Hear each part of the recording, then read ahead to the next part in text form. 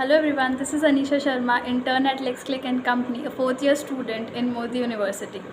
This video is on the Major Ports Regulation Bill 2020. In this video, the main topics that I'll be covering would be, I'll give you a brief introduction about the bill, I'll tell you the applications of the bill, I'll tell you the Major Ports Authority board that has been constituted under the bill, the composition of that board, the general powers and functions that has been given to this board, also the provisions in the bill that talks about the corporate social responsibilities of the board. I'll be telling you what is public-private partnership that has been defined under the bill, also the adjudicating body that the bill has established, and what are the penalties under this bill. And this video does not solicitate or does any kind of promotional or advertisement as prohibited by the Bar Council of India. It is for merely educational purposes and not an advertisement of the firm. Coming on the video, the Major Ports Regulation Bill will replace the Port Trust Act 1960. As we all know, India is a peninsular country.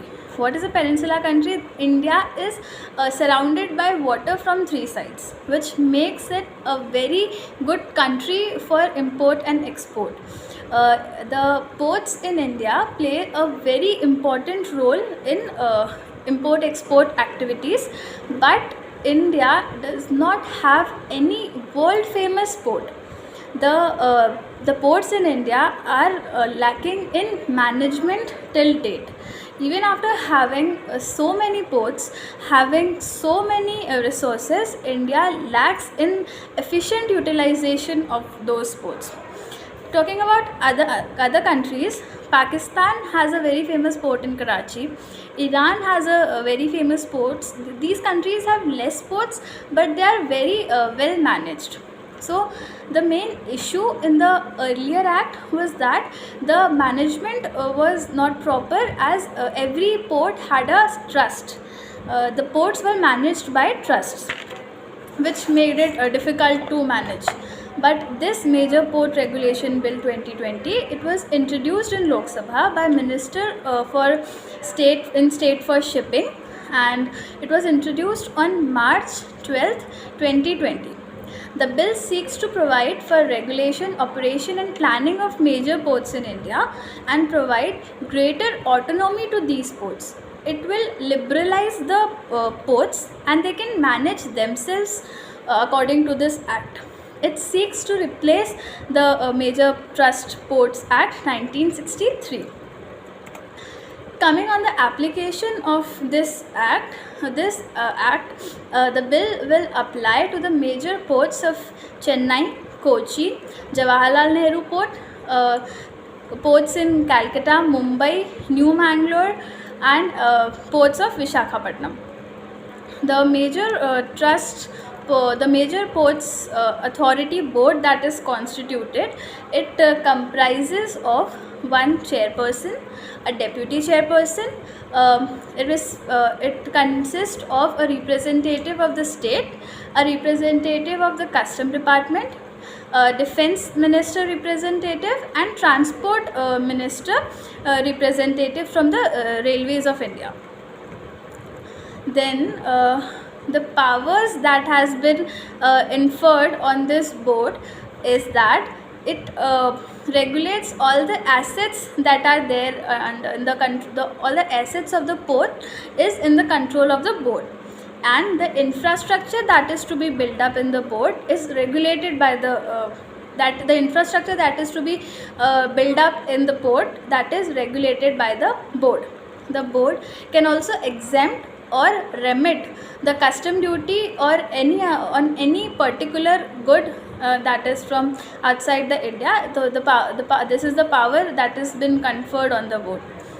Talking about the financial powers of the board, under the 1963 Act, the board had to seek prior permission of the central government in order to do any expenditure, but in the said 2020 bill, the board can take loan from any scheduled bank or any financial institute within India, and if the loan that it's seeking, it's above 50% of the capital revenue, the board will require prior sanction of the central government, not below that. The the bill also has provisions for corporate social responsibility. The bill provides that the board may use its fund for providing social benefits. Talking about public-private partnership projects, the Act has defined what is PPP, and it has been taken through a concessional contract by the board, and for such projects the board may fix the tariff for the initial bidding. The board has also constituted an adjudicating authority. So the bill provides for this adjudicating authority, and it has replaced the authorities that has been established in the 1963 Act. Talking about the penalties under the Act, under the 1963 Act, there were various penalties, such as penalty for setting up any structure or hazardous using any hazardous structure without the permission, and such penalty could extend to 10,000 rupees. Also, there was a penalty for evading the rates. So the penalty would be 10 times the rate that has been evaded, and person who would contravene the provisions of the Act could be punished with fine up to 1 lakh rupees. Thank you.